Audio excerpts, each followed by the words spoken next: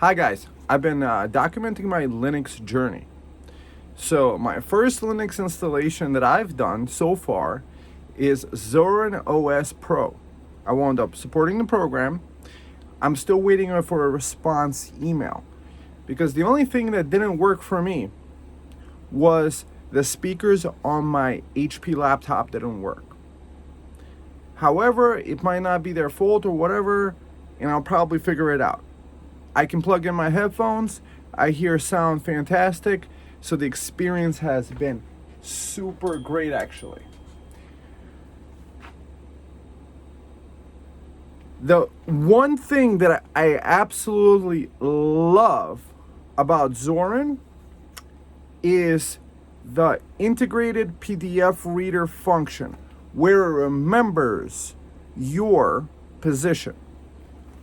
So the laptop that I have Zorin installed on is this HP Premium 2-in-1 laptop touchscreen. The reason why I installed it on this one is that it has this like touch pen that you could use. Specifically, only HP laptops have it so far. Maybe Microsoft Surface ones, but they're way too expensive and there's not much available on the used market. I bought this for about $350 used. It came with 512 gigabytes of RAM, and unfortunately HP makes their RAM soldered. You can upgrade the SSD. I've since then encrypted a drive and upgraded to 8 terabytes because I do want it to be like kind of like a daily task thing. However, there's probably other OSs out there that are pretty nice. This laptop over here is a slightly cheaper laptop. So this one was about $350. This one I was able to get at a discount for about $280. And I thought the price was really good. For the laptop, this is the Dell Inspiron 3535.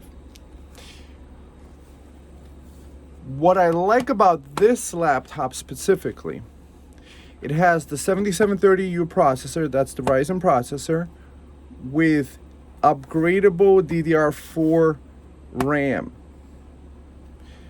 That's really nice. So you don't have to pay for any extra RAM, and you could probably get extra RAM on the used market.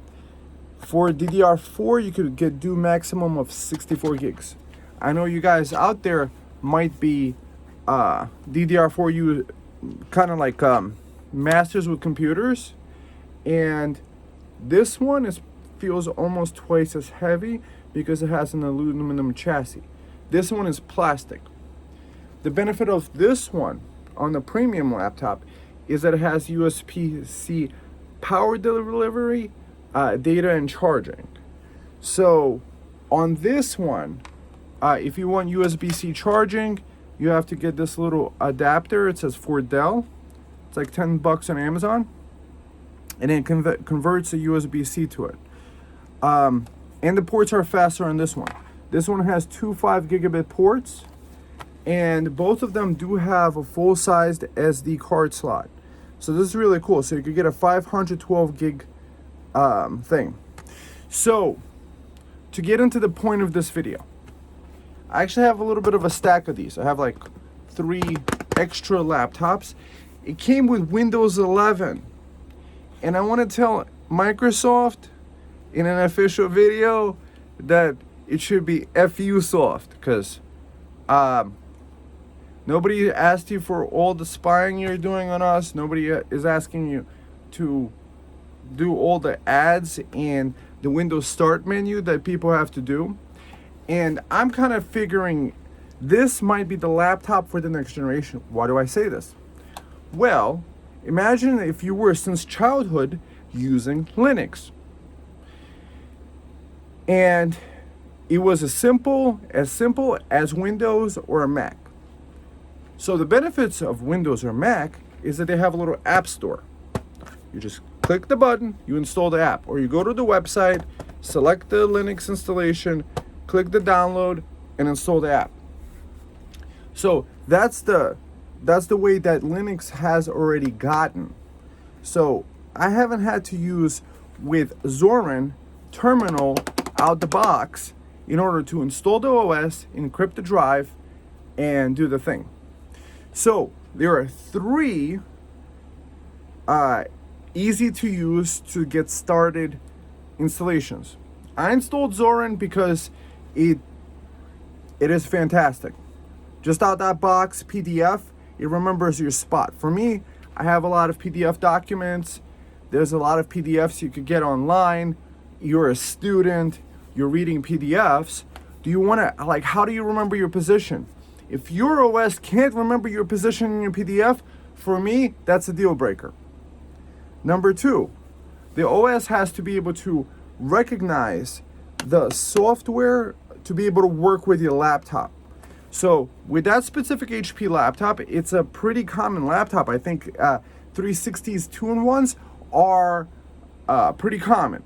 So Zorin should have done better with having the speakers work out the box. But it's not a deal breaker because the PDF stuff is more important. And I was able to use my touch pen to use the software called Krita, free and open source, that's installed automatically with Zorin, which is really great. Because the Zorin OS experience for me out the box is fantastic, as they curated a bunch of apps that I guess they think that most people would need or use for the stuff. My network printer got detected and stuff like that. So 3 ones. So we have Zorin, which I'm ranting and raving about. But then there's Linux Mint. Linux Mint is what PewDiePie installed on his laptop. And he's been ranting and raving about it because to him it's the most simple installation. And then there is Pop! OS. For me, I'm kind of thinking that maybe compatibility-wise, Pop! OS might be the most compatible with the stuff. Because Pop! OS is what is installed on the company is called System 76 computers. System 76 makes Linux computers. So it sounds like if you're selling the computers, you don't want any issues with them because you don't want people contacting you for support, as that costs money. So that sounds like some benefits Zorin might have because they're all about the user experience. It's mind-blowing how nice and fantastic it is. And I'm already kind of like, not a worshiper, more of like a person that's like, hey, the PDF stuff, I do that all the time. I'm reading PDFs and all these things. So on the iPad, the transfer to the iPad of a PDF is just like way complicated. With Zorin, I was able to use a Nextcloud Sync client, and it just synchronized all the Nextcloud stuff that I had on my PDF saved. And then I started reading books, and I'm like, wow, this is great. So I could have like a 50-page, a 2,000-page PDF, get to page 56, and I want to get back to it later. I would just double-click, open it up again. I didn't have to install any apps. It just worked out the box. So my question then becomes, did the other OSs get the same thing? Is this a common user experience for you Linux users? Are you guys getting this in Arch? And to me, the craziest thing, you guys with the Arch users, is like, how much coding do you guys like to do it? To me, it's like, the stuff, it looks like sadomasochism.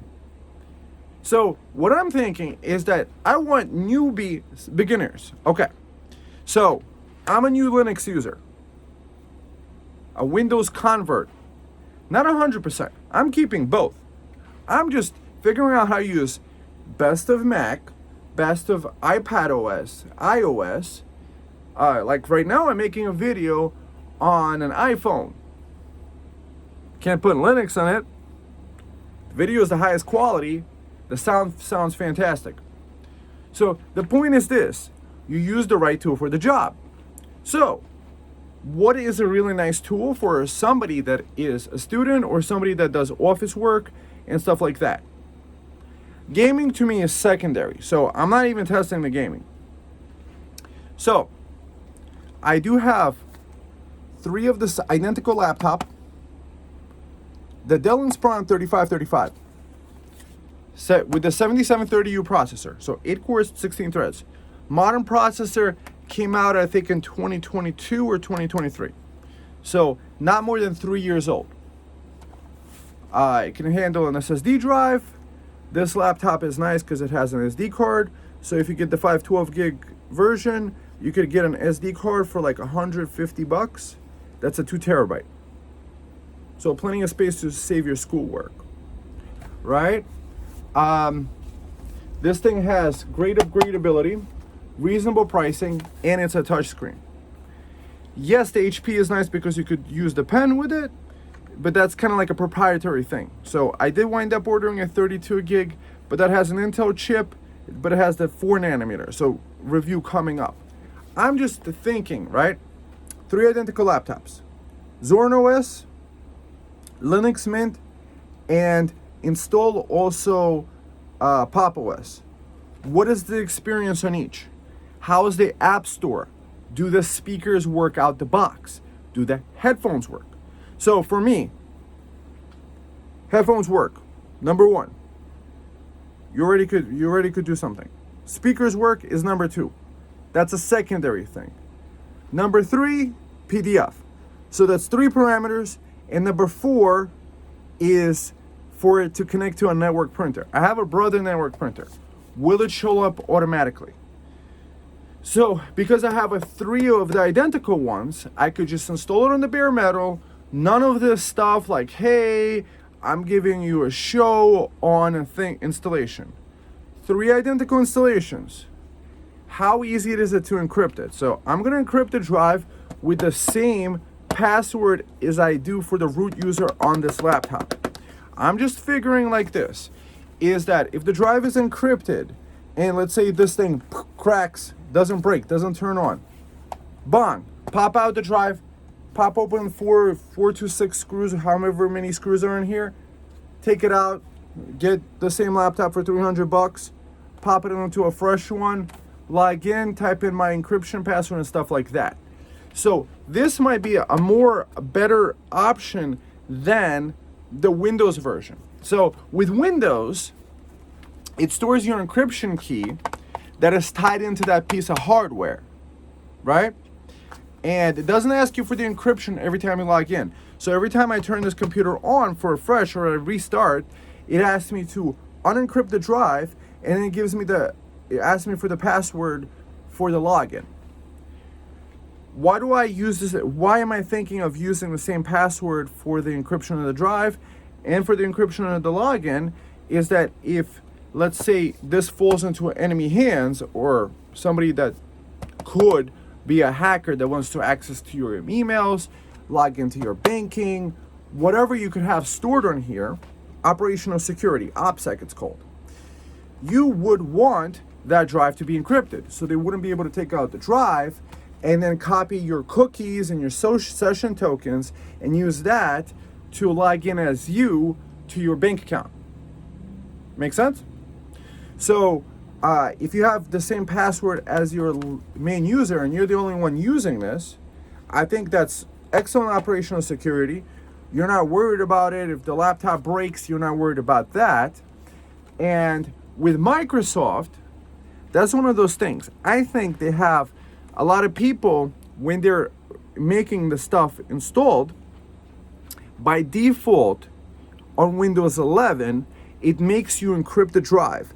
Unless you use a strings, there's a script you could do that allows you to not encrypt it, not use TPM. With Windows, the benefit though, is that at any time you could encrypt the entire drive and decrypt the entire drive. With Linux, what I found, based on what I read, put your comments down below if you know this about this, is that it's a lot more complicated. You could lose data and stuff like that to encrypt and decrypt back and forth. So when a drive is encrypted, you can't kind of clone it. But when it is, so when it's decrypted, that's when you clone it on a Windows operating system. So it's kind of makes it easier to clone to a bigger drive. That said, you never want your files to be just on one thing. So if you need to get a thing called Nextcloud, your own cloud, and a QNAP NAS, so you have always a place to back up on your network. So if you had a Nextcloud install, you could technically sync your files when you get home, and you don't have to sync it across the internet, which is kind of cool. So you have your files, you have a copy of your files, your pictures and stuff like that, and you don't have to give it to Microsoft. So the point is this: even though your drive is encrypted and the password like that, if you give it to Microsoft, I mean, how many people could just go to Microsoft, let's say if they're trying to access your files without a warrant or whatever, just write one up, type one up, bang, Microsoft just gives you access to all your files. Just thinking.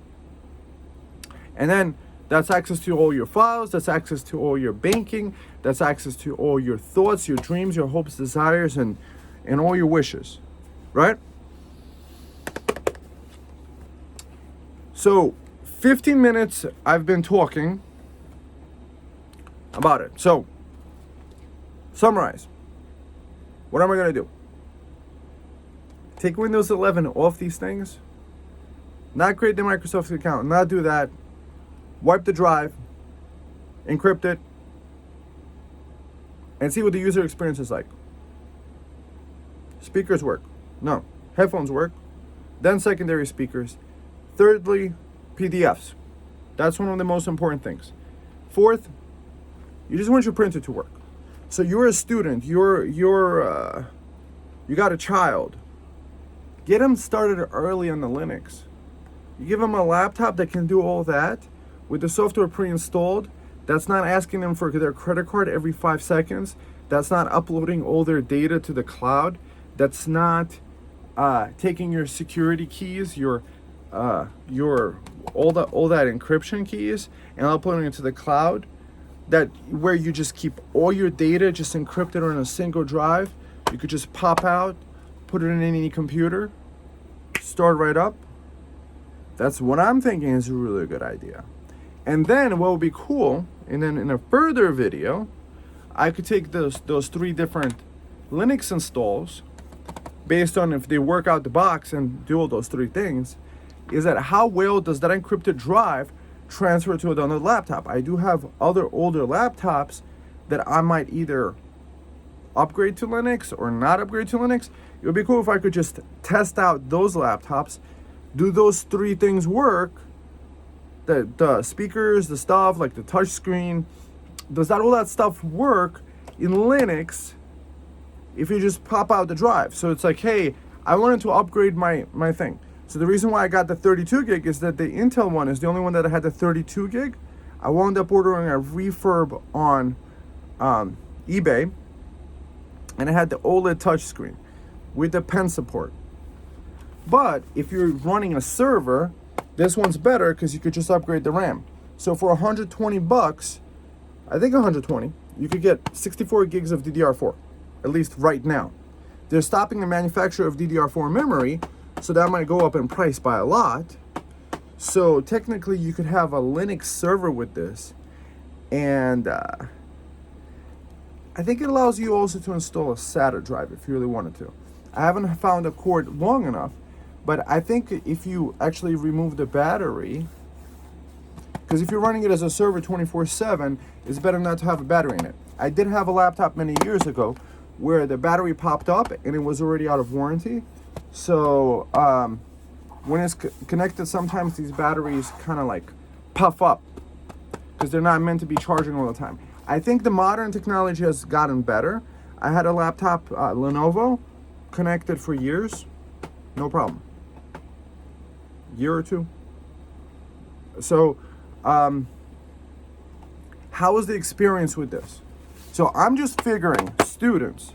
I'm figuring people working in an office. So what do you need to do? You need to be able to edit a Word document, print it out. Open a PDF, print it out. Open a PDF, be able to find the exact spot you were at so that you could continue learning. And you just pop this into your bag, bang.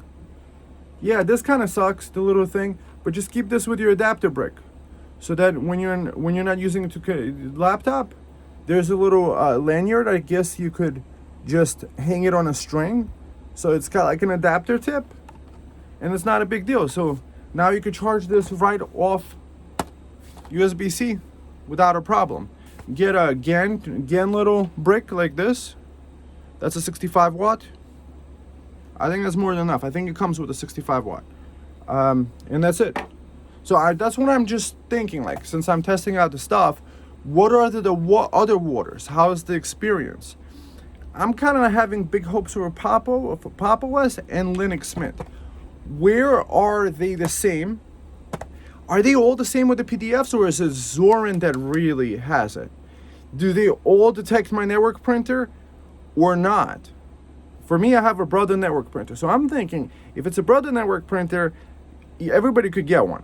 So it's connected to the Ethernet to the router, and then everything in my home network can see the printer. Because sometimes you need to print something out. Amazon return label if you want. If you sold something like online, like in an online marketplace, you could print out a packing slip. I think that's really important sometimes to do that.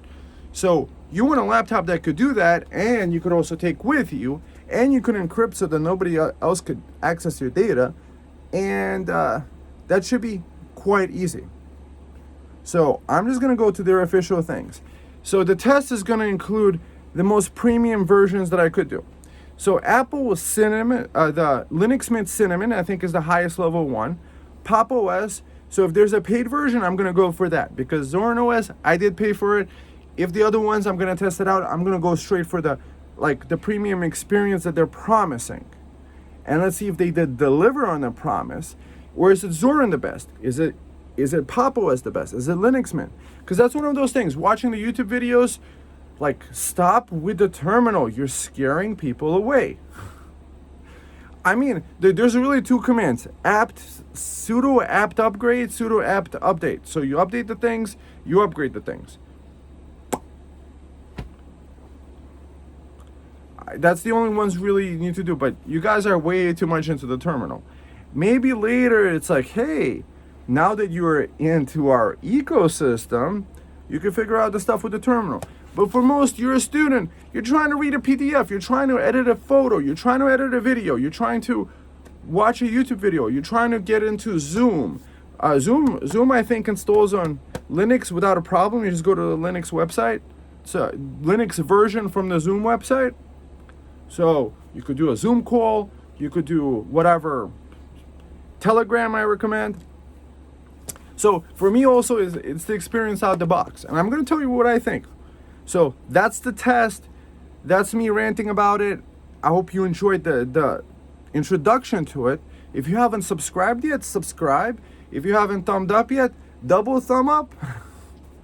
And put your comments down below. What is your recommendation?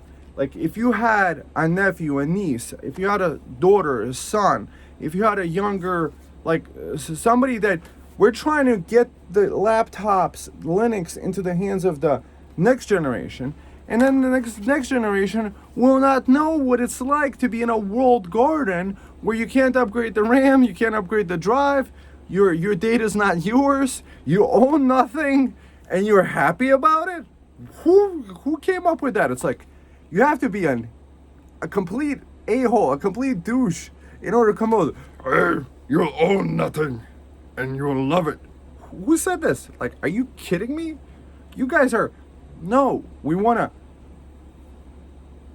to be in control of our lives. We want to be free people that love our privacy, life, liberty, and the pursuit of happiness. So we're pursuing happiness, and for us, we love learning. Like, one of those books you could get online by Google searching that's open source and free is Think and Grow Rich. It's Think and Grow Rich. It's not work hard and grow rich. It's not go to school and grow rich. It's think. Hey, think, what can I do to better stuff like that? So I thought this is a great experiment. We have same hardware, same Ethernet connection. Does Wi-Fi work on this? Out the box. I think with all three of them, it should work. Because I think all the Wi-Fi chips, all the sound cards, I think they're probably all the same across the things. So that's just one negative on the Zorin so far that I've seen. How easy is the installation to get it encrypted? probably easy across the things, because in the Linux Mint installation, it looked like the exact same thing. And I think Linux Mint and Zorin are actually Ubuntu, which is based on Debian. I'm not sure about Pop. So that's the interesting thing. Enough about that. I'm gonna get to the installing, but first I'm gonna upgrade the thermal solution. Since I'm servicing this laptop, that's what I do with like laptops that are easy to do, is change the thermal paste out to PTM 7950. I do have videos there. Thermal paste can dry out and eventually could cause issues, and whether I have this laptop or whether it's going to be in the hands of a child or whatever in the future, anybody else, is going to run cool and quiet. That's the idea. So let's get started. So first I'm going to install disks. I already have a Zorin OS Pro 17.3. When you pay for it, they give you a download link. You download the ISO, and then I used Balena Etcher. So we're going to use the process of Balena Etcher across the things. Some people use Rufus, some people use Ventoy. So what I want to do is I want Linux Mint. It's, I think, linuxmint.com, right? Go to the Linux Mint. We go to download. So I think the biggest edition is this one. So these ones have less stuff in it, and I think this one has the most stuff in it. Download. Now it's gonna download the things. I think it does it. Download mirrors. Select, let's say, US. Okay. That mirror doesn't work. Let's do Harvard School of Engineering. Okay. Who asked you for the... See, this is why people get rid of the stupid Windows, because it keeps asking for stuff. So Linux Mint. So what I'm gonna do is I'm gonna get Balena Etcher. Balena Etcher. Download that. Right? Download Etcher. Etcher for Windows. Blah blah blah. Installer. Download. So I already have that installed. But basically that's how I'm going to use it. I'm going to turn on this program. I'm going to find the ISO. Then I'm going to put them on these flash drives. I'm going to link you to these flash drives. These are 16 gig flash drives. What I like is that they have a metal thing over here, so you don't have a cover that you could get lost. You could put it on a lanyard like this, like I have some of these, right? Windows 10, Windows 11 installers. So this way I could have different Linux flavors on different flash drives. Why am I using Balena Etcher? Is because I think compatibility wise, at least with Zorin OS, was the best, and I figure I'm gonna just do the stuff over and over again. And next we're gonna download Pop OS. We want popos.com. I think it's popos.com, right? No, that's not it. Pop OS. Linux Pop OS download. So this way we'll have Pop OS by System 76. So these are the system integrators. So we just go to download, and is it downloading? Pop OS, 4 gig RAM.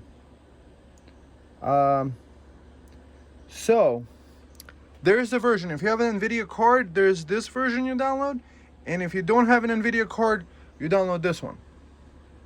So no, I don't have an NVIDIA card, so I'm gonna let that download, and I'm gonna make 2 separate flash drives, and then we're gonna upgrade the heat solution on the computer, and I'm gonna open it up. So guys, if you haven't backed up your files yet, please do it, because when you're installing Linux, you could lose your data. So you're doing this at your own risk, and back up your files maybe to a couple different hard drives. You don't want to be losing something, or maybe just buy a fresh drive, like a separate NVMe SSD. So this way you could take that out. Let's say you have a 512, just get a terabyte SSD. So this way you have upgraded memory, and then if anything, you have this extra flash drive with your original Windows 10, Windows 11, Windows 7 that you just pulled out of the computer, and you could always put back in case you do need it. So the way my preference is more, not less is more. If you understand what I'm saying. Like, keep the original drive. If it has data on it, maybe keep it and just buy a separate drive. So we open up Etcher. Bellina Etcher. You open up the app. You put in a flash drive. You select download. Flash OS. Go to downloads. Linux Mint. Let's do Linux Mint first. Pop OS. Fine. Let's do Pop OS. Pop OS. Pop OS. Open.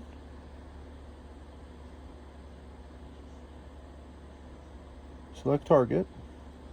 Did it even open?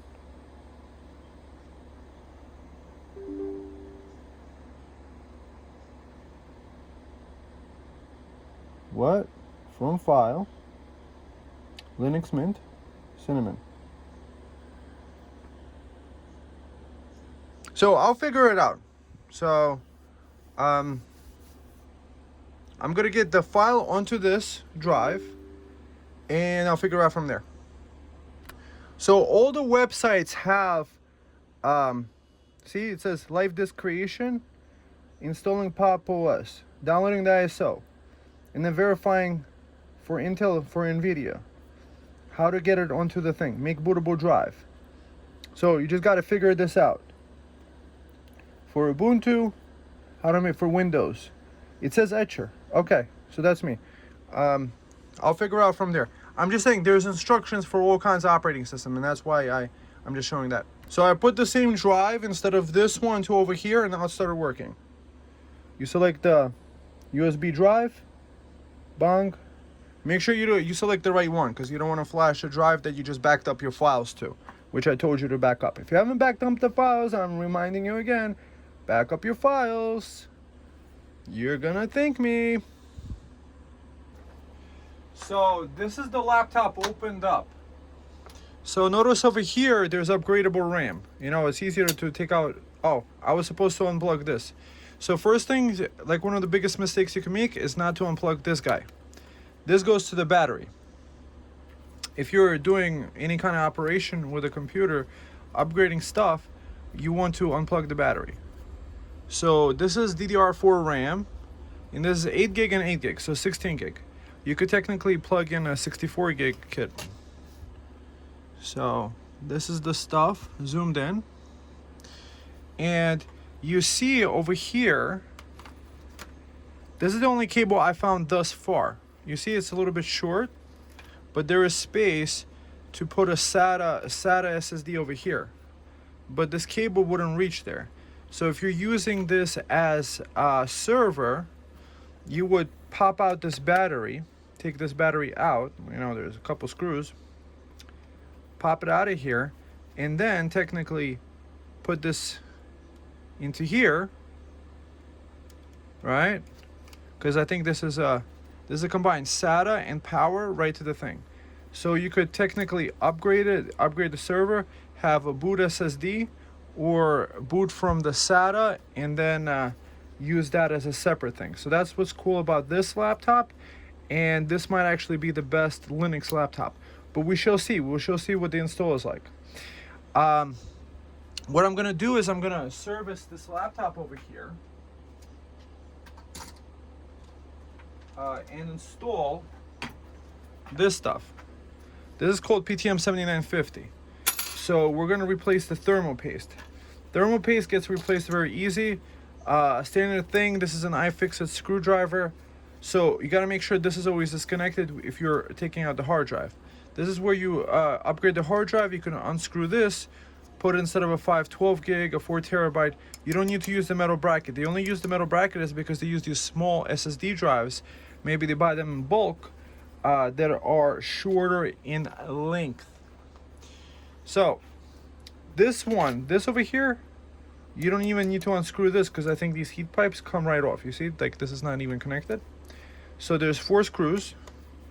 What I like to do is I like to do each corner so that we don't have uneven pressure on the CPU. This is where the CPU lives. So the way that works is it intakes air from the bottom. You see this grill over here? Intakes air into here and then blows it over this little metal pipe that blows it out to the back of the computer. So why am I upgrading this? Well, as I mentioned earlier, I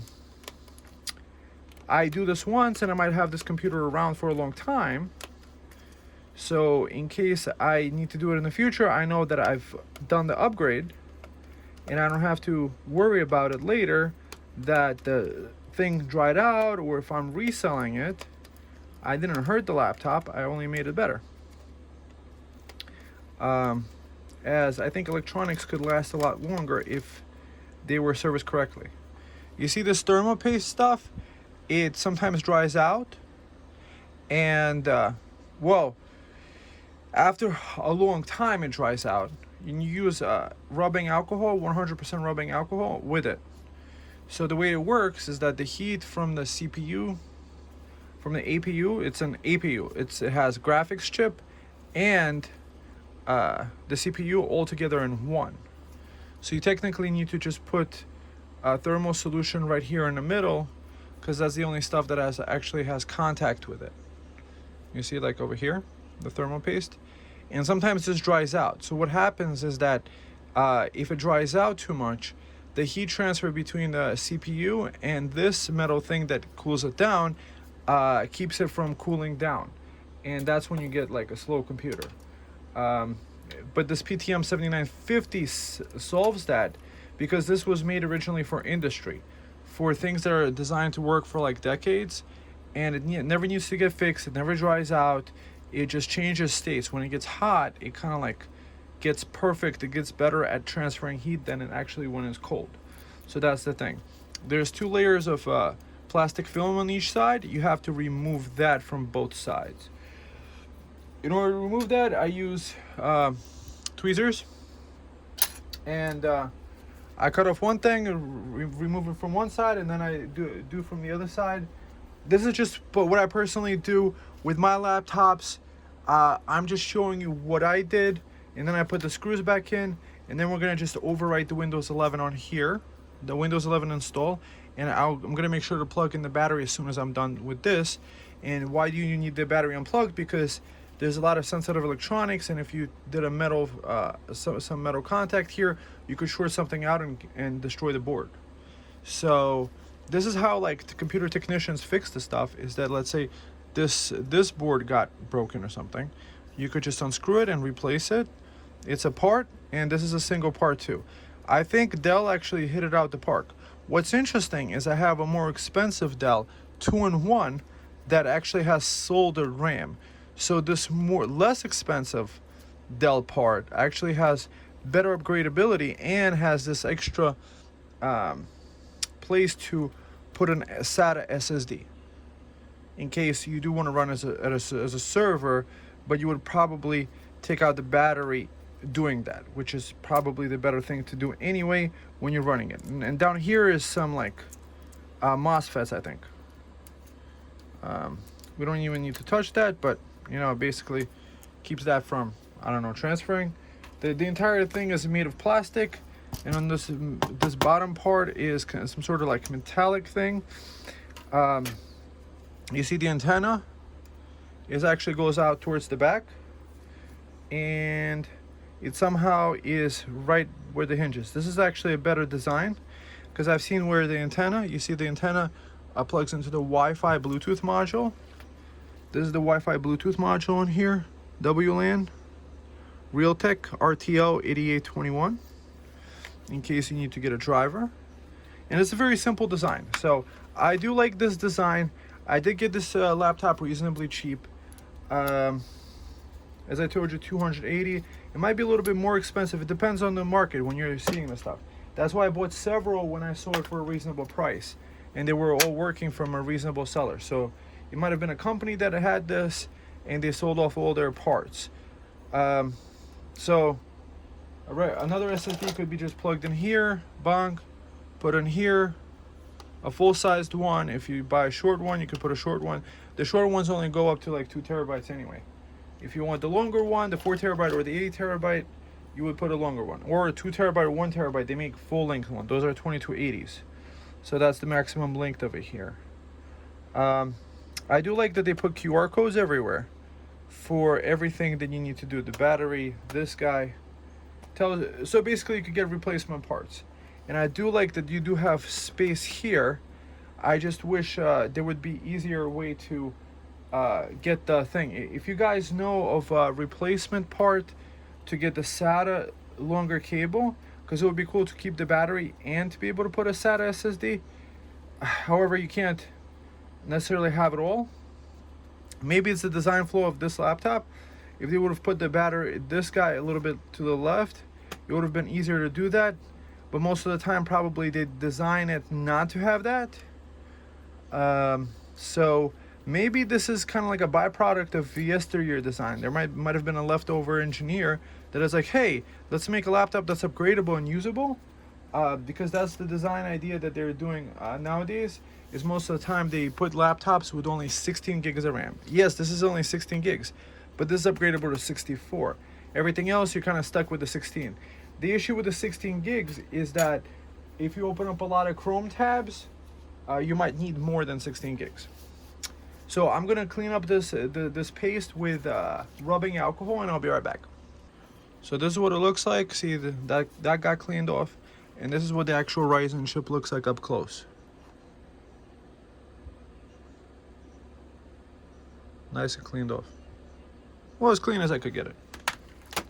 Next, what we do is take one of these and cut out a nice piece. So you don't need to be exact. I would just go like this, maybe like this and like this.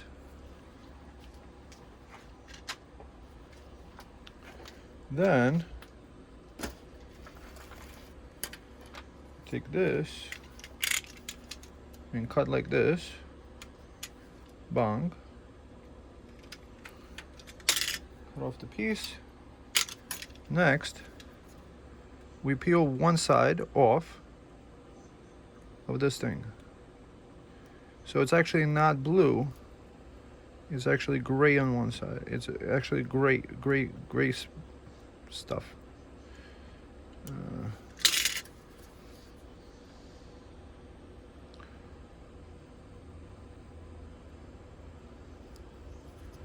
Yeah, so tweezers help.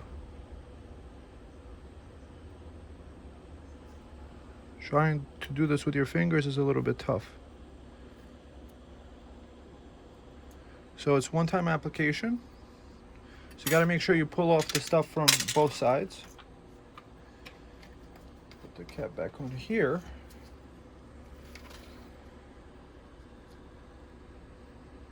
Again, totally unnecessary for a Linux installation, but you might be taking this stuff into your own hands, and you might want to do a similar thing because you might have this laptop.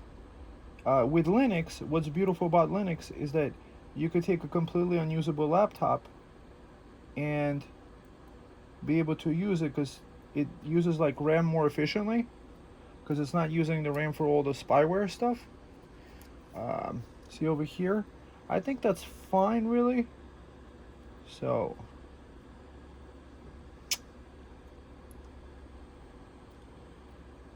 you know what, it's not worse than it was before. Okay, so it looks like it's covered up very good. Then we just take this guy, so we took off the plastic from both sides, because if you don't take off the plastic, then it's actually going to make the laptop worse. Put this guy back in, and then screw it in like this. Then you do the one across, then you do a third one across, and then you do the one across from there until you fully tighten it all the way back. Bang, bang, So nice and tight, nice and tight, nice and tight. So now that that is done, you're done servicing it, you're done upgrading the hard drive and stuff like that. You plug the battery back in, and okay, and then I'm gonna put the cover back on. The cover pops on with one of these. You pop off the screws, and then you stick a plastic one of these things. They have them in Ifixit kit, the complete one. So I decided to do this with the laptop because, hey, I just want the best performance, and now that I did it, I'm gonna know that all my laptops have had this upgrade, at least the ones in this room. The older ones I have to still get around to. So you put it back on, because the clips, when you go like this, find the little thing to, you unsnap it from the clips, and then you just put all the screws back in. And next, I'm gonna do this on all the rest of the laptops, and we're gonna do the install from the boot drives, and we shall see how it boots and how the OSs actually look like and function. One of the things, guys, when you first get the laptop, before opening it up, plug it into your charger and press the power button. Make sure it boots. If the laptop boots, most likely it's a completely working laptop and you have nothing to worry about. If it doesn't boot, then you have to do a return on eBay to the guy. So just letting you know that, and make sure if you're buying a laptop on eBay to not select. There's a lot of laptops that look cheap, but they say for parts, or if it says read, then you don't want that. It's okay if it says pre-owned, and make sure you read the descriptions, because if there is issues with it, usually the guy writes something about it. You know, he'll say, oh, there's a scratch here, or they show it in the photos or something like that. There's no such thing as no returns if the guy says it's a working laptop and it comes to you and it's called DOA, dead on arrival. That laptop you could return, and you could get a free label to return. At least here in America you could. I don't know outside the US. If you guys are outside the US, you're under a different jurisdiction. Not sure how that works there. So just letting you know that when you're buying laptops, I've had no issues. However, make sure you look at the reputation. Sometimes, like if it's too good to be true, there's also a website called auctionstealer.com, like auction stealer, and you could program something to bid at the last 3 seconds on the laptop for you, which you would want to do if it's an auction. This one was buy it now. I think it was like $280 buy it now, and sometimes also sellers accept offers. So sometimes you can knock off like $50, and make sure you use a plastic one, because you could scratch up the actual thing. So you shouldn't be afraid to kind of like break it, because it's designed to be, oops, maybe it's spoken too soon. That's fine. So see, just popped open the clamshell, and now I'm gonna do the same thing another couple times. I just wanted to add that in. So like this is how you could like upgrade the Wi-Fi card in case you wanted to. Let's say if you wanted Wi-Fi 6 or 7, you would just pop this card open, unscrew it, put it in the fresh one, in case you needed to do that. These things are designed to be fixable. Okay, so I'll be back. Make sure you always unplug the battery. Unplug the battery. So you tested your laptop from eBay refurb or like a used laptop, and you unplug the battery before doing something, because you could break something. You're not allowed to return it. I mean, you could technically return it to the guy, but it would be bad karma to do it. You know, if the guy sent you a working laptop and then you wound up breaking something doing this, in case you were, let's say, upgrading the drive or upgrading the RAM, it would be kind of unfair to him or her to send them back a broken laptop. So that's why you do that. I previously powered on these laptops, and they all powered on, and they all booted to the Windows 11 install screen, where it's like, here, create an account, go get a Wi-Fi, go get this, go do that, get a Microsoft account and stuff like that. So I'm going to continue doing this. So see all these 3 laptops, I just they're all working. This is just the screen that you need to get to, that it booted up and stuff like that. Now we're gonna go each one by one and replace this Windows 11 with 3 different Linux OSs, and then we'll see what's going on there. So I have them plugged into power, and yeah, it's time to get this stuff fixed up with the right operating system. So now I'm pressing the F10. I think that's probably the screen. Oh, F2. F2 is to setup. Or F12. So we gotta boot off the USB drive. So we're gonna hold this down, power it off, and then we're gonna hit F12 on this laptop. So F10, F12, and F2. So F2 is to get to the setup.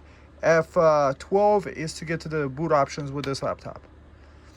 It showed up right here on the screen. So we're gonna do F12. So the first OS we're installing is the Zorin.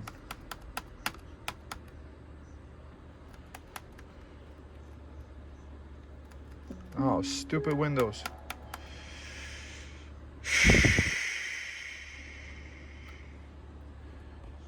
So now I'm in the BIOS. See, it says 16 gigs of RAM, 3200 megahertz advanced.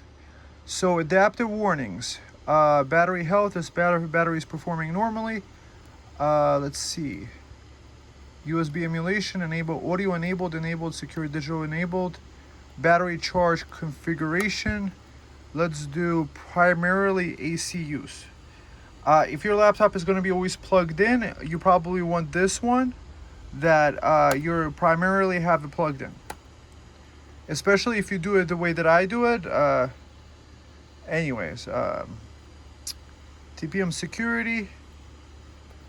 We could skip that. I guess it doesn't really matter about the secure boot. Windows File Manager, boot.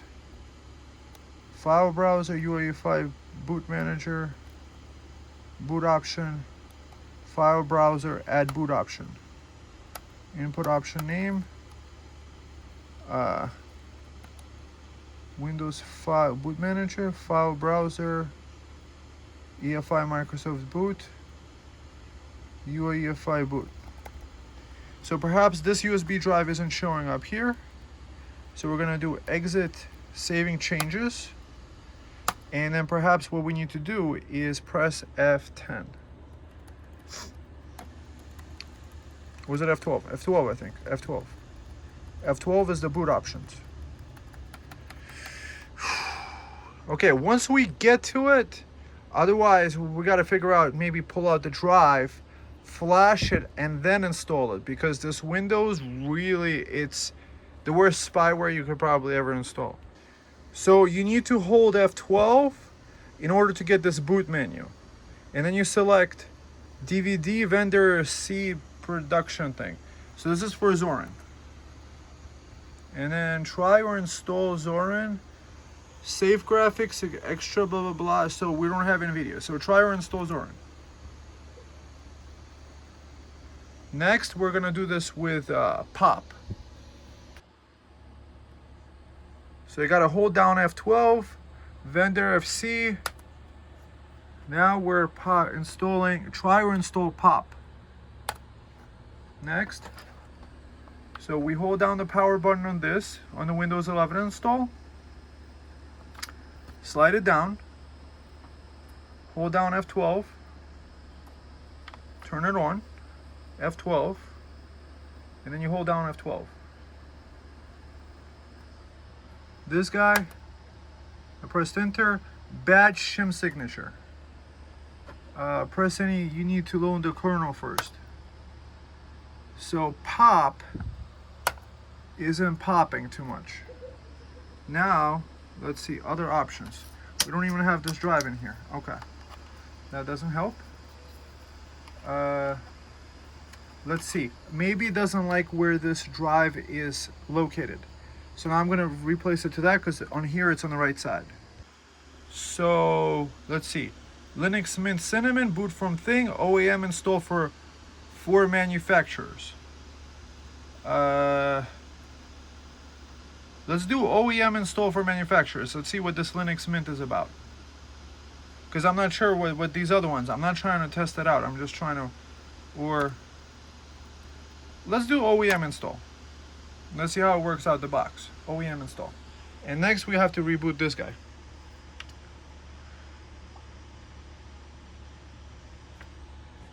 Zorin was started first. This one I already installed twice on my computer. This is the Zorin install page.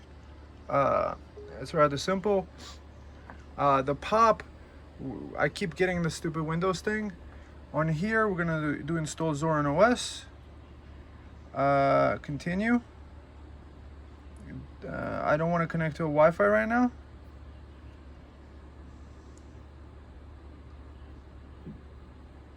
Okay, it doesn't let you do that. Okay.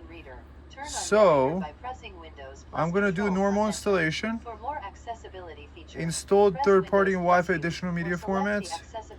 Configure secure boot. Installing third-party requires configure. To do this, you need to choose a security key now. Enter it when the system starts. Learn more. You can choose to enable third-party as part of your install, which for this system includes hardware drivers for graphics and or Wi-Fi. Your system also UEFI secure boot enabled. UEFI secure boot needs to be configured to allow the use of the third-party drivers. After installation, Zorin will assist you configure UEFI security, but to ensure that this is, if you choose not to install the drivers or if you proceed to not confirm the password upon reboot, Zorin OS will still be able to boot on your system, but these third-party drivers will not be available for your hardware. Okay, so I don't know if I should have disabled secure boot. Interesting.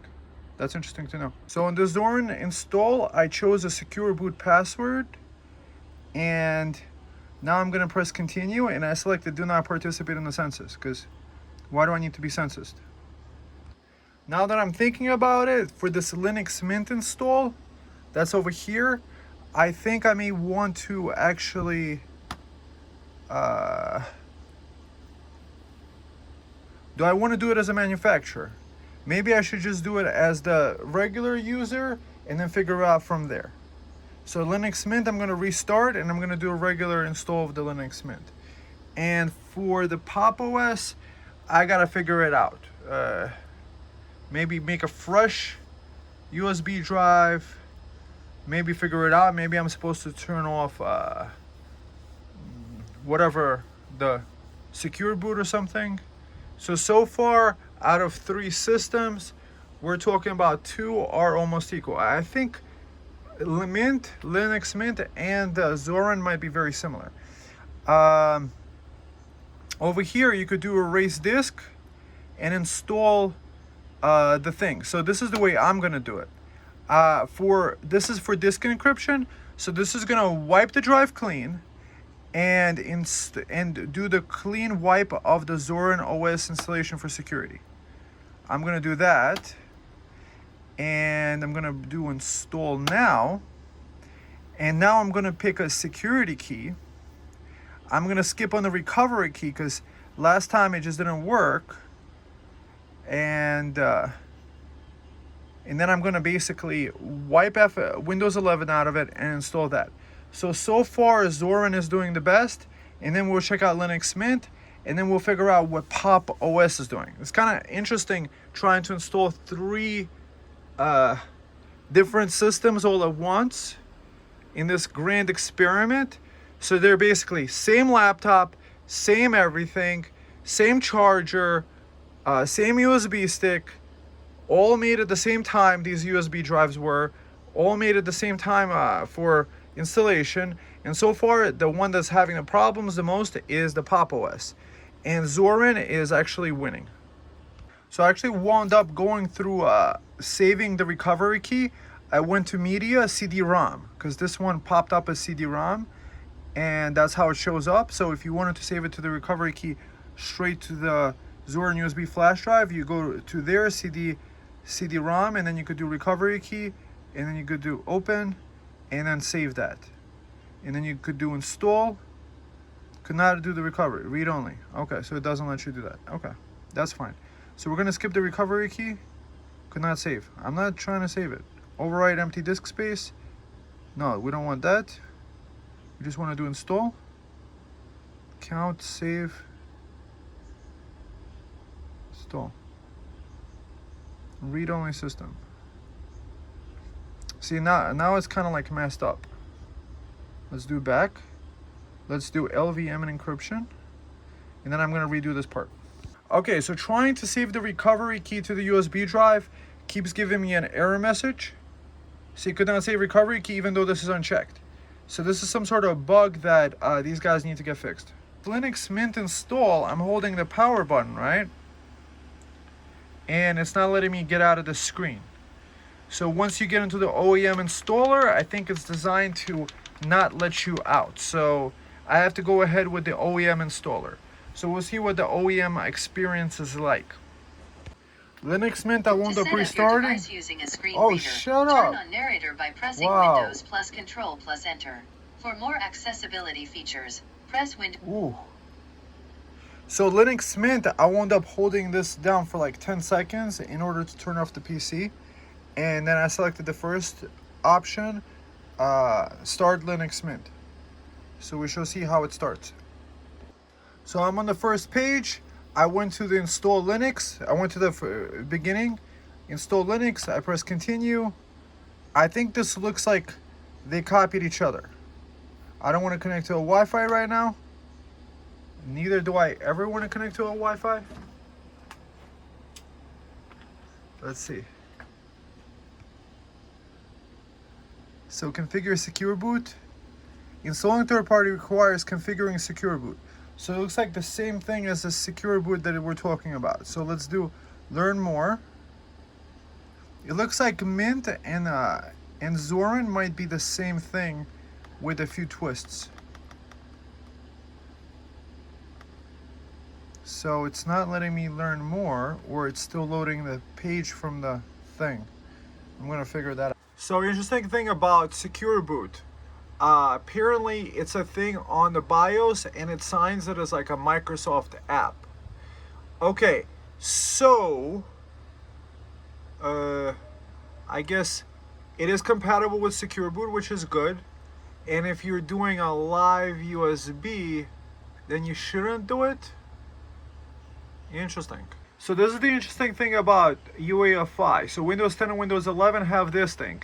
So if you disable secure boot, it would make ability to boot your PC from just as older PC with the traditional BIOS do. They also, if you want to install older versions of Windows that wasn't developed with secure boot in mind.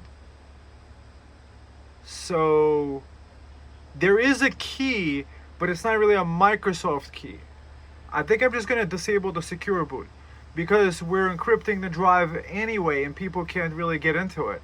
However, people would be able to put in a USB drive and boot anything from it. However, if your drive is encrypted, even if they did boot it, they don't have the key to get into your drive anyway, so your secure boot is retarded anyway. So I think that's what I'm going to do. I'm going to take the secure boot, because it's asking me to do the secure boot, and it kind of like freezing up on the thing. Oh, install multimedia codecs, configure secure boot. Okay, so we're gonna first try with secure boot, and then we're gonna try without secure boot if it doesn't work. This part, this is the Zorin install, and this is the Linux Mint install. It looks like the exact same thing, except on the Zorin install it has the normal installation, and Pop OS is just hanging out being a pop, an old pop. Yeah, so we're gonna try this secure boot thing and figure it out from there. Getting this thing, so you can install it with your boot manager, but I don't want my Windows 11. I just want to delete it. I want to use LVM, and I'm gonna encrypt the drive for security. You would the security key in the next step. Install now. Now I'm gonna do the security key, but I'm not gonna check off this recovery key because it gives me issues. I don't know how to get the recovery key, whether I should plug in a different USB drive. I don't want to deal with it. So I'm just gonna put in the security key and then transfer over to there. And then let's see. This guy looks like the same thing. Erase the guy, advanced features, use LVM, encrypt the new Linux Mint for securities, boom, install now. So this looks like the exact same thing. It looks like Zorin and Mint really are like duplicates of each other. And we're gonna see them side by side then to see which software is better. And Pop! OS might be just popped out because I don't feel like figuring it out all day if the drive can't be Berliner Etchered, and I think that's what it actually said. I'm gonna quickly look it up. Did they say to use Berliner Etcher to get Pop on the drive? If it did that, then it's really the fault of Pop that they can't figure their stuff out. So we're gonna figure out next. So after about a minute, this is what we got. If you continue, the changes as it will be written to the disk. Otherwise, you will not warning. This will destroy the data on the things. So just remember, guys, when I told you to back up your stuff, you should have backed it up by now, because if you're doing this, whatever algorithm, I'm gonna press continue. I'm gonna press continue on this. And now I'm gonna program this stuff. Next, it looks like Linux Mint is the same exact screen. It looks like the same exact screen. I'm gonna put the stuff in here. So the installs are pretty much identical. On this one, it gave me an option to encrypt my home drive, the home directory. On this one, I think it's encrypting the whole entire drive. I don't think it gave me that option to do that because I think it would be double encrypted if you use this on Mint. So interesting that the screen is very similar. This one has more of like nice mountains. This has a different kind of logo. So I think it's the different flavors. I don't know what to do about the Pop. The install speed looks just about the same. This guy just finished with the installation. The black background makes it fade out.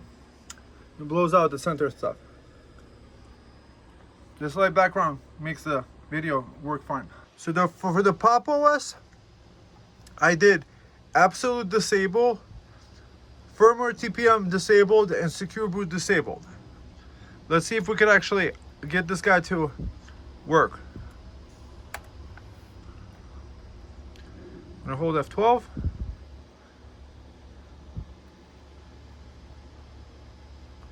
Bonk.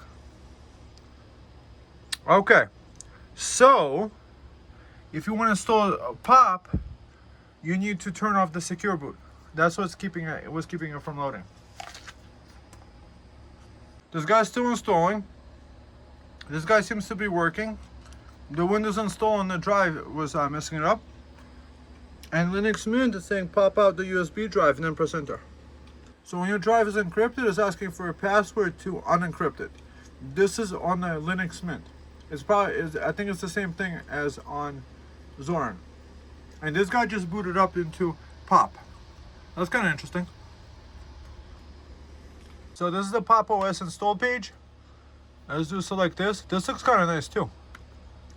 These guys all have a different kind of like flavor. Oh, let's see. So it looks like all three of them use Ubuntu.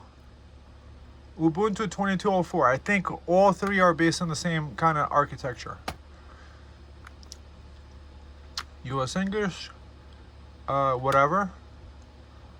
Let's do custom advanced. Let's do no. Cancel installation. Everything, erase everything and install a fresh copy of Pop. Let's do a clean install. Let's do this, select this guy, 512. Erase and install. So it's not asking me about anything about being able to encrypt the stuff. And this is the Linux Mint login screen. So Zorin told me to pop out the installation medium and then press enter, which we're gonna do. So this is the Linux Mint. Let's go. So desktop colors, system snapshots, drive manager, multimedia codecs. I gotta figure this stuff out. So I gotta figure out, does sound work? So it looks like Pop! OS can do the drive encryption, and it could do the same password as the user account, which I did anyway for that setup anyway. So that's kind of cool that you could do encryption right away out of the box. So security wise, all three are identical. So these are all Ubuntu systems. So it has an encrypted login screen thing too, which is kind of cool. It looks like the Pop! OS has a little bit of a different kind of like screen setup where it pops open a keyboard automatically on the login screen, which is cool.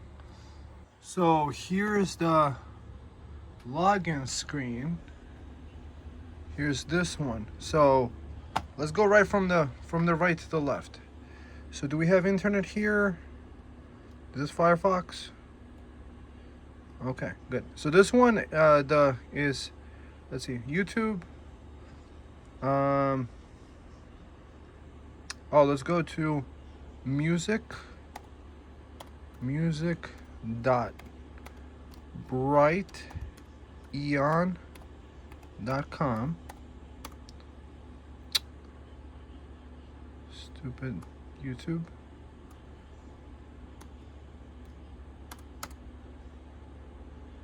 And then doing this. So the music is working. The volume control is working. Okay, that works. Print screen.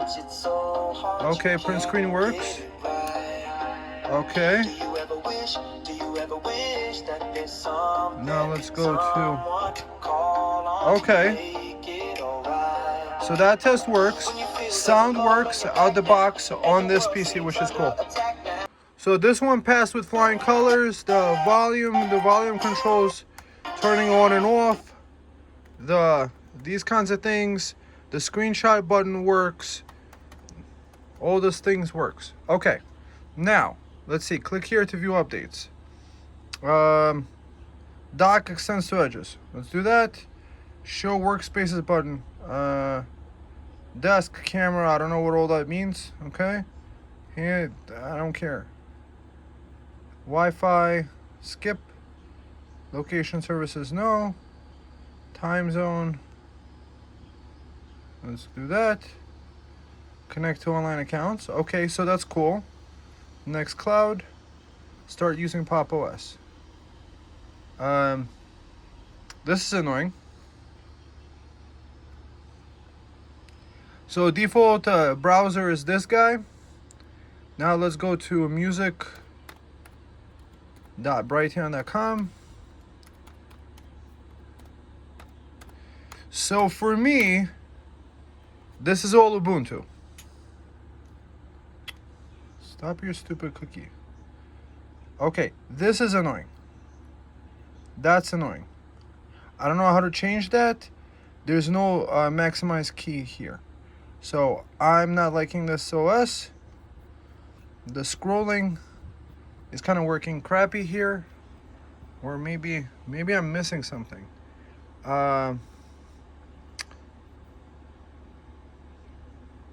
Okay. So I'm not liking this touch interface. Let's just click that. Doing all right. That works. That stuff works too. The dimming. The print screen button. Okay. So screen captured. It's in screenshots. Okay.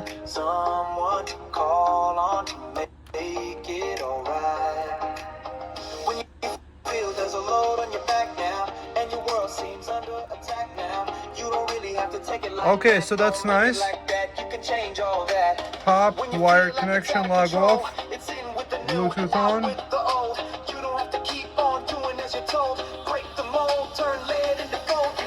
Applications. Install. This is annoying. I wouldn't be able to handle this. So Pop! OS is not working for me. I mean, I just don't like that. Okay, next. Let's test out with Zorin. Zorin actually looks the cleanest out of all of them. And the default browser is Brave. So let's open the Brave up. Brave. So let's do. So mind you, I didn't do any updates. However, if they did release an ISO, they should have had it updated more or less.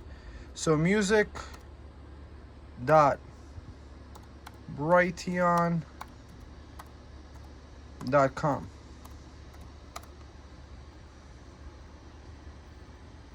See what I could do here? Like, what's up with this? What's up with this? Like, I can't do that. What's up with this? What are you guys, like, smoking here? What are you guys smoking here? I know it's out the box experience, but look, out the box experience. Let's do empty shelves.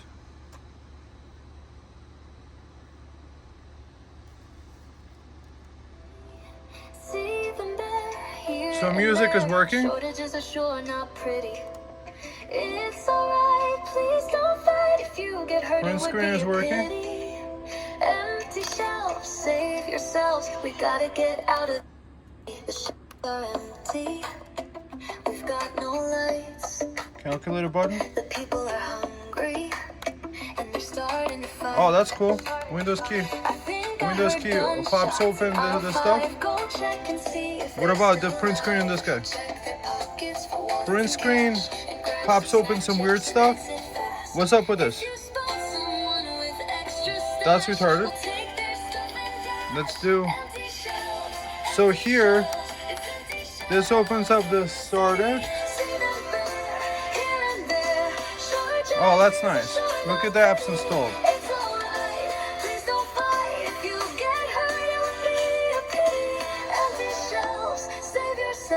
We gotta get out of this city. The power grid failed 2 weeks ago. So that's fantastic. Okay, next. I'm gonna get a couple of PDFs, Think or Grow Rich, and a couple other ones, throw them in a thumb drive, right on this computer. Probably on this one because it's easiest to use. And then we're gonna see, does it remember the spot? So Think and Grow Rich, PDF, Internet Archive, Bond, and then you could download this guy, PDF, download it.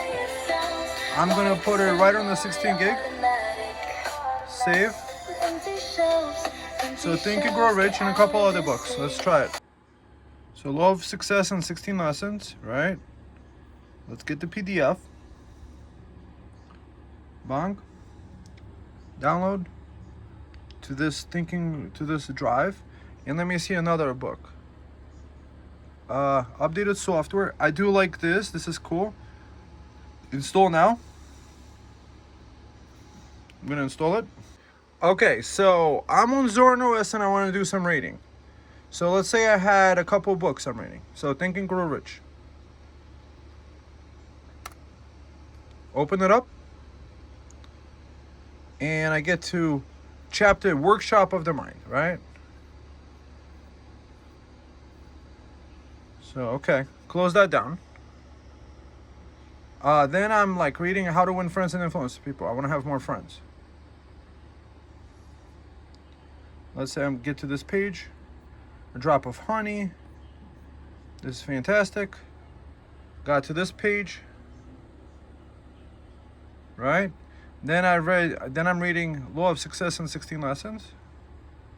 All free on Internet Archives. I mean, all the stuff is dedicated. Okay, so I got up to this page 32, blah, blah, blah, blah, blah. Okay, so I'm done reading those. Let's go back to Think and Grow Rich. Everything is closed down. Let's just close everything down. Don't ask again.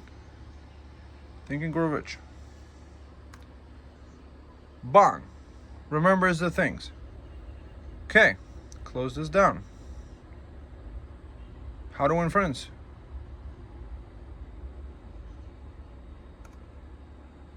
Bang. Remembers the spot. Xing it out. How to Law of Success. I think it might have been at the bottom of that page. I think it might have gotten up to here. But if I'm starting at the top of the page, I'm okay too. So that's really cool. So this Zorin works out the box. So far out of the 3, like this is not working for me. Maybe they installed Firefox or something about like no touch support and stuff like that. How do you have this in 2025? You don't have that. And how do you have the on-screen keyboard pop up? So now let's take this USB drive, open it up with these computers, and see how they handle the PDF. Oh, this keyboard popping out every 5 seconds, that's really annoying. So this kind of like puts it out of the thing. So speakers check, probably headphones is working too. I should probably check that too just in case. But it probably works too. If the speakers work, then the headphones should work too. And then it keeps logging it out every 5 seconds too. So now let's see how this guy handles it. We're opening it up. So the thumb drive doesn't even show up here. It has to go to the other locations.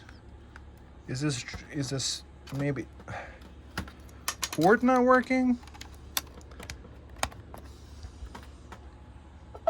Okay, so this guy's showing up. Good. So now let's see. Think and Grow Rich. Why is there only a minimize thing? How am I supposed to maximize it? That doesn't work for me. Okay, anyways. So let's say I figured out how to maximize it. Maybe I have to go like this or something like this. Wow. Okay, I just, where's the maximize button? You remove the maximize button. So let's just say I read to that page, great. Then I read how to win friends and influence people. Read to this page, up to 4 easy ways. Okay. What is this? What is this? Okay. Then I read this. Okay, so remember that. How to win friends, think and grow rich. So specialized knowledge. So this guy is remembering. And the law of success. Let's read up to. That's really annoying. I can't handle that. Okay, so 521. Close this down. Close this down. So I think I closed all of them down. I'll go back to 16 gig volume. And 521. Okay, so it remembers. And okay, 16 gig, and then Think and Grow Rich. It looks like it remembered this page. Let's do chapter 9, persistence. Bonk. Close this guy. Chapter 9, persistence. So these guys have persistent remembering of where the PDF is. So that's pretty cool. Maybe this Pop! OS is okay if you don't have a touch screen, but the experience is a lot different. No wonder I like the Zorin OS so much. It's a much cleaner install. Next, let's see if the same PDF stuff works on this one. Okay, so now we're on Linux Mint. So I'm gonna pop this open.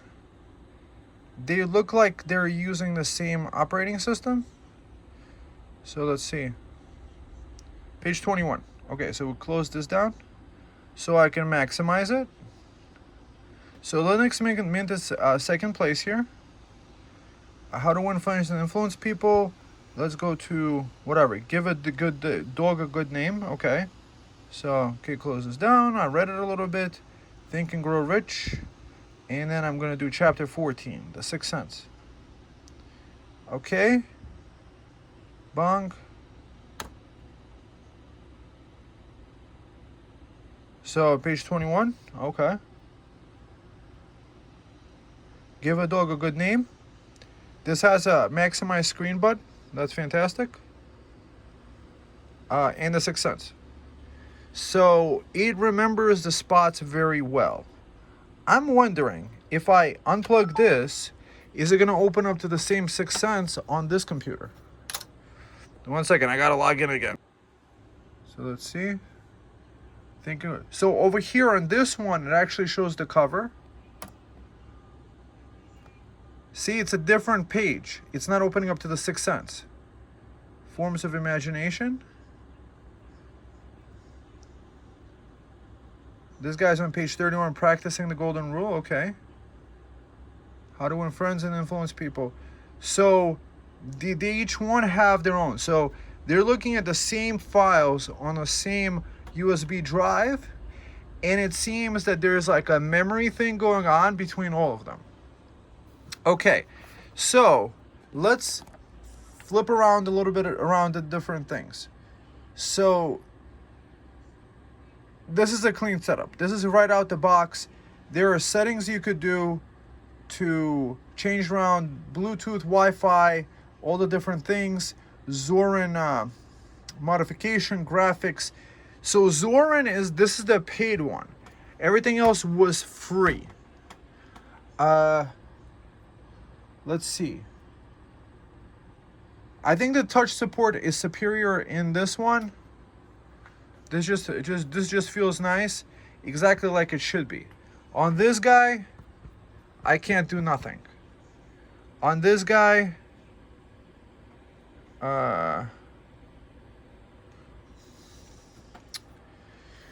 okay, so now we're gonna discuss which install you should get. I think you might guess. Interesting. So this is the screen I get when I plug in a sound device into this device. So I could select between headphones and the different things. So that's kind of interesting. Let's see. Music.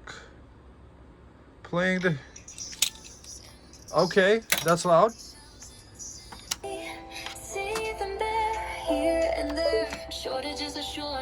Okay.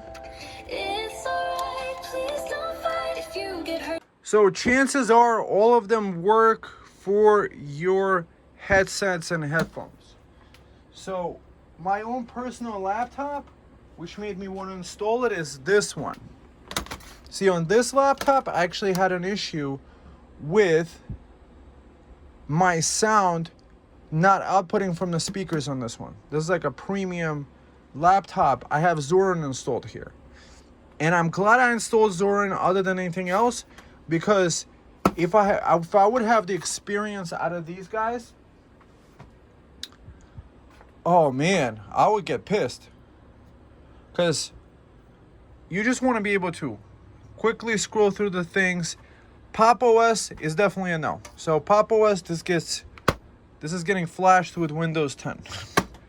Or another Zorin OS installation. This guy, Linux Mint, is second place. It's kind of clean. It's okay. You could do the Wi-Fi wireless. Over here, it's just, everything is just clean. You could do the Wi-Fi. You could turn it off here very nicely. You could do the dark mode right here. You could do a night light. You could do the different power levels. There's a lot of settings you could do. This one comes pre-installed with a nice curation of apps. They all could read PDFs very well. So it seems that Windows and Mac OS, they're lacking in the PDF department. And what I'm thinking with Zorin, so this guy, Linux Mint, this is the one PewDiePie installed. Bang, that's down. So all of them passed the test with working out the box with this Dell laptop, this cheap Dell laptop. So it probably works with other Dell laptops. I'm going to also test, I have another Dell laptop that's a more premium version. This is a 2-in-1. What's interesting about this 2-in-1 is that it has soldered RAM, so they copied HP here. But it's a nice aluminum shell, and it can turn into a tablet. So I'm wondering if I take the drive from this guy and put it into this guy, or if I install Zorin OS on this guy. I think I'm just going to try the drive from here in here and see if all this data that, my install would work just out the box, just plugging the drive into here and booting it up off the thing.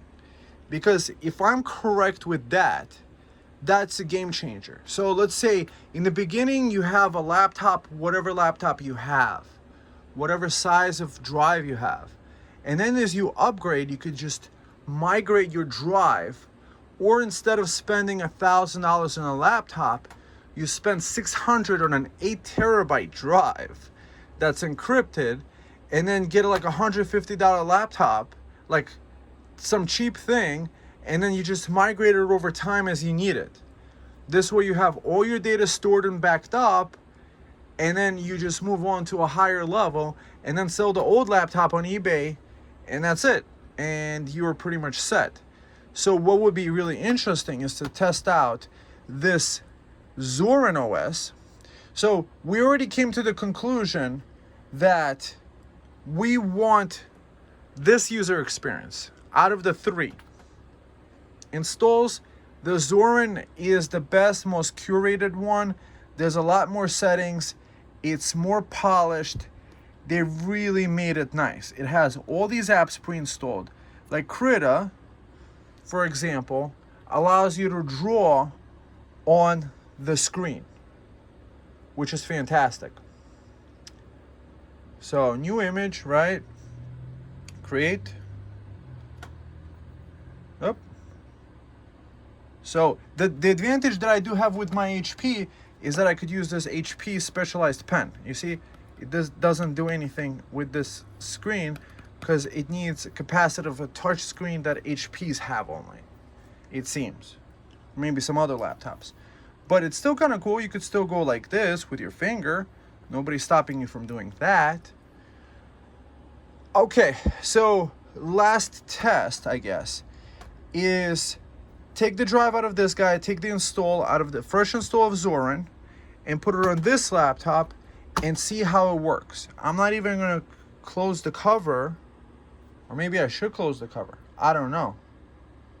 Anyways, I'm going to test if it works, if I could take this drive, put it into this laptop, and will it work the same? It has kind of similar architecture. Both are 7730U processors. This one has USB-C charging with data, so it's a slightly better computer. Probably also a better screen too. Overall, see I have Windows 10 on there. So, gotta shut this down. Take the drive from here, put it in here, and then we're gonna see. So now I have both laptops popped open. So the difference between the premium and non-premium. This one I got on auction, so I was able to get it for like $310 all in, or maybe a little bit more. So maybe $305 plus tax. This one I got for, I told you, about $280, $300. This one is the more premium one. This one was an auction, and I used the website Auction Stealer. See, I disconnected the battery on both before doing that. You see the kind of drive there. This drive has already been upgraded. So the little tiny drive, I pulled that out of here, and the smiley face means I had an operating system on it. So I'm going to take this drive from here and put it in here. Not put the cover back on this one. Or maybe what I'll do is I'll just put this 512 gig and put it in here. And install, see if the Zorin runs on the more premium Dell laptop, and if the sound would work and stuff like that. And if the encryption and all that other things lets you upgrade. So this is definitely not 100% definitive test. I can't say that it's going to work between like going from a Ryzen to an Intel and Intel to a Ryzen, but chances are it could. So we'll see. Will this work? So guys, if you ever attempt this at home, make sure you always disconnect the battery. So, because this drive is one of these tiny drives and it comes in this little enclosure, I can't put it in here because it just doesn't work in here. I showed you the other laptop, I do have Zorin installed on that one, and it's encrypted and it's my daily driver. So what I'll do is maybe I'll take the drive out of there and put it into this one and see if I could do a platform change without an issue switching up the different ones. This drive I'm going to put right back, and what are you going to do? So this is my daily driver HP laptop 2-in-1 where I installed Zorin OS originally. And that's an 8 TB drive that I have installed here. So I'm going to pull out the battery. On this one I have to pull out the battery and put it in here. And I'm going to wonder if the Zorin OS installation will work on this computer. This is the insides of the HP 360 2-in-1. I was able to upgrade the cooling solution, but what's interesting about this laptop is that it has 2 cooling fans for the same CPU as this one. The battery is about the same, 71025. It looks about the same size, and both of them don't let you upgrade the RAM. So that's what they do with the premium laptops exactly, is that if it says onboard RAM, it means it's unupgradable. Or if it says LP, I think it also means non-upgradable. LP DDR5, LP DDR4 means it's non-upgradable. And this is between the 2 laptops. So I'm switching between an HP X360 NV, which does have touch support with that pen, to a non-touch support one. But with this specific laptop, I do have a hardware issue where my speakers aren't running. So I'm wondering if the speakers will start working if I switch up the laptops. And I'm wondering if the switch up of the laptops will work where the transplantation and my opinion of being able to upgrade would work. So what that would mean is that you could buy the cheapest laptop and get the biggest hard drive, get all your files backed up to that, and it doesn't matter. Or let's say your main laptop wasn't working. You could also technically upgrade the main laptop or use a cheaper laptop and continue working, swapping them out between the 2. Mind you, they are using the same processor. So, but probably, because with Windows 10, I had no issue switching up between the 2, between Windows, between Intel and AMD processors. When it was a mini PC. So we shall see. Will this work? Will it work? Will I be able to boot into Zorin into my main operating system? So let's see. I just popped it open, booting it up. Will Zorin boot? Will the 8 TB drive boot?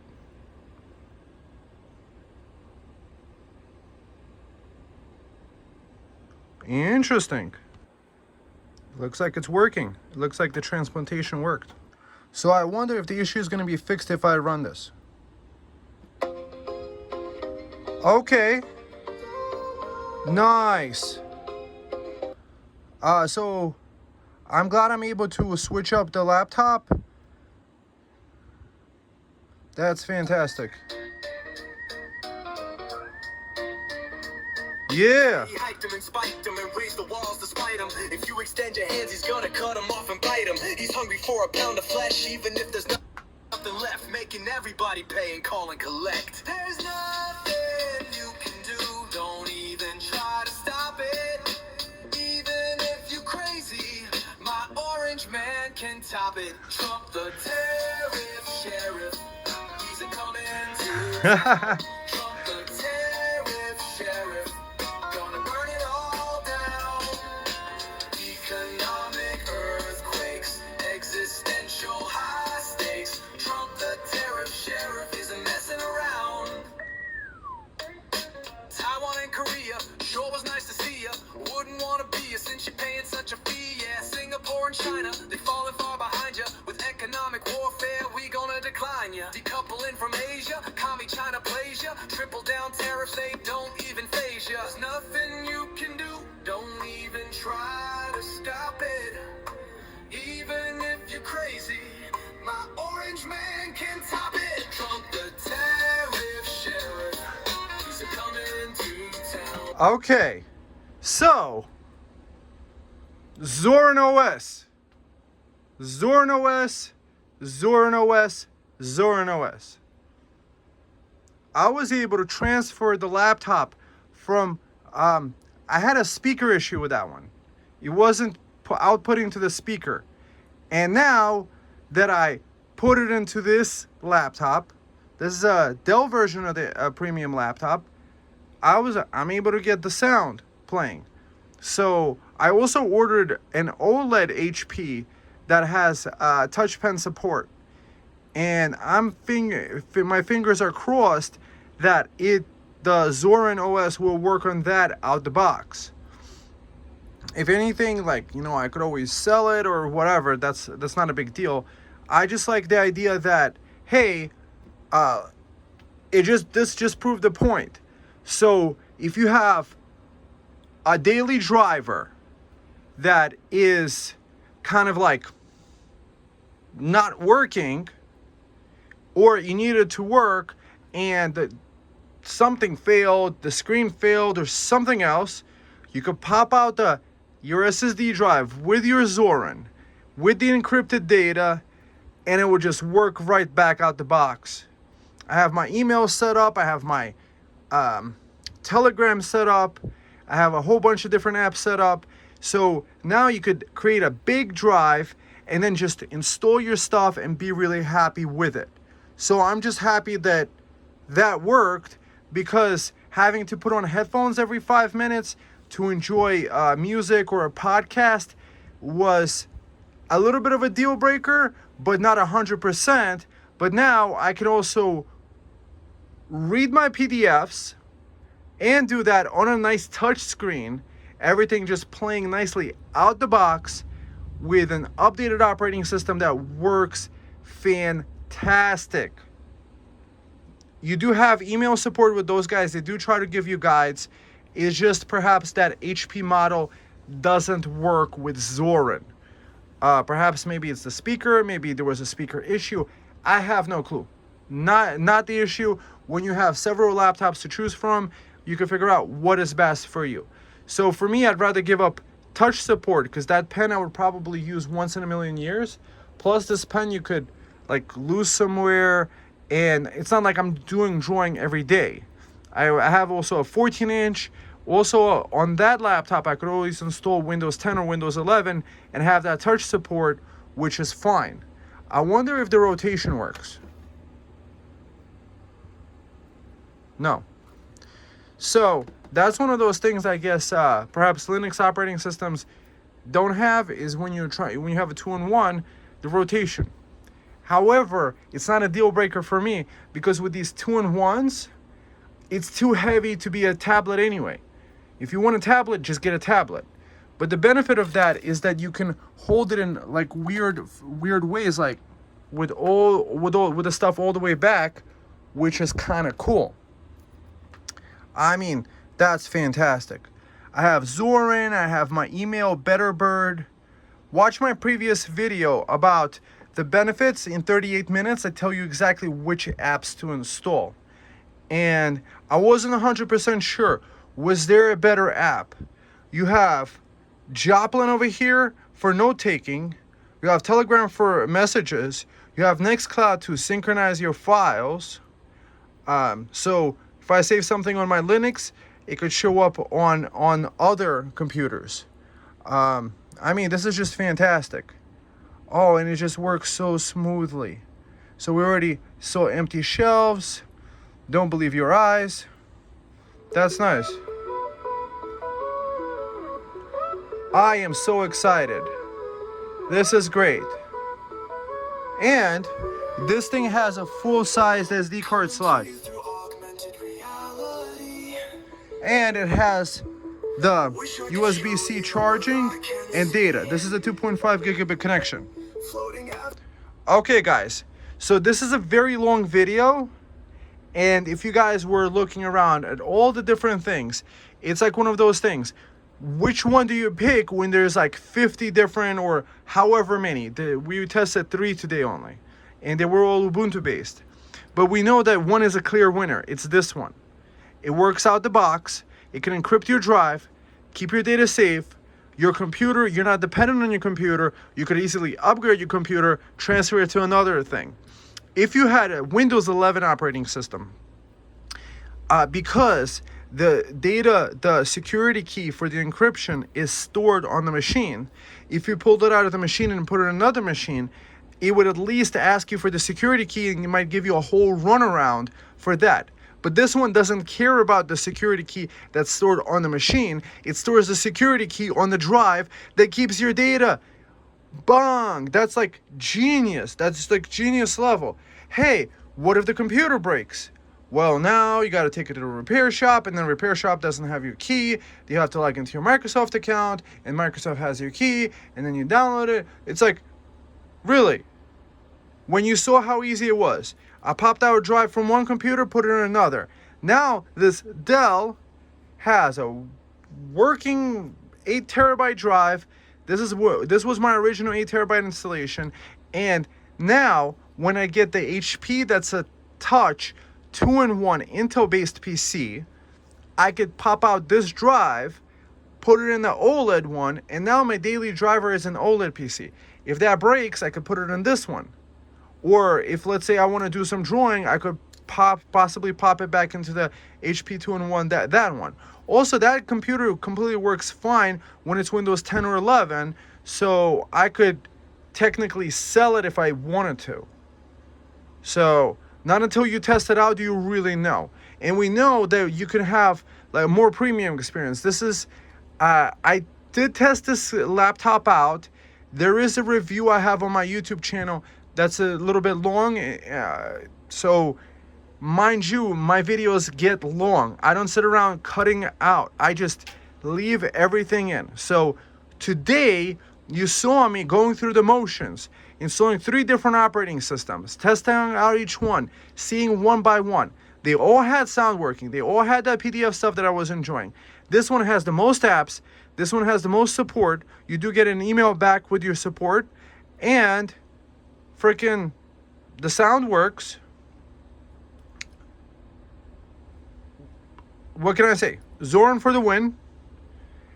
I would say it's Windows 11 giving you your privacy back and how a PC should be. This is just so nice, just having all these different features. You don't want dark mode on? No, you don't have to. Bang. You want nightlight, you want Bluetooth, you want Wi-Fi? Bang. You don't have to have Bluetooth. You don't have to have Wi-Fi on. You could just have airplane mode. Boom, turned off. That's nice. Right out the box. Okay, friends. Thumb up, subscribe. If you watch this long, you deserve a special thumbs up to you. I give you a thumbs up.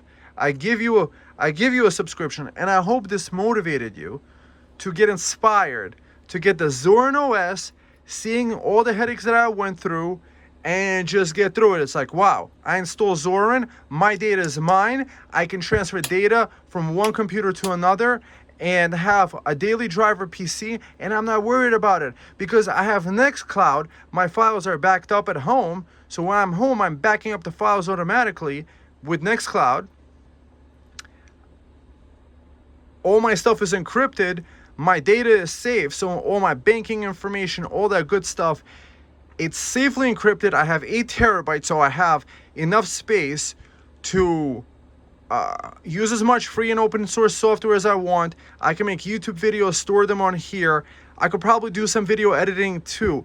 There's an app called Kdenlive that's made for this that allows you, it's free and open source, that allows you to video edit stuff like that. Because DaVinci Resolve is a paid program where at least you got to pay for it once. I do have a DaVinci Resolve license, but I just run it on my main desktop PC with Windows 10 on it and a nice graphics card, a 5070 Ti.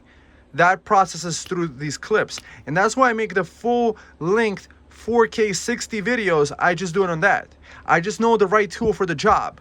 But if I'm doing like web browsing, if I'm doing a podcast watching, if I'm reading a PDF, I want it to be on like kind of like a laptop like this. I would prefer that experience over the Windows 10 or Windows 11.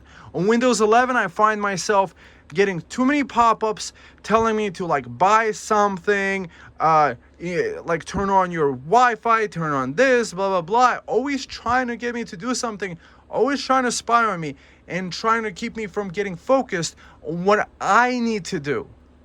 My data is not. So with Windows 11, your computer is not your computer. You will own nothing, and you will also like it because you just don't know any better. But here I'm telling you, calm. I have I have this red stack of thing. I'm Morpheus. Here's the red that you could take and be free. I will show you reality. I will show you how a computer could be. That's the interesting thing with the Dell, is that even they, with their premium laptop, they don't let you update. It's not a big deal to put a thing. The cheaper laptop has the upgradability. And both are Dells. Both are the same processor. You paid more, but you didn't get the upgradability. That's really interesting too.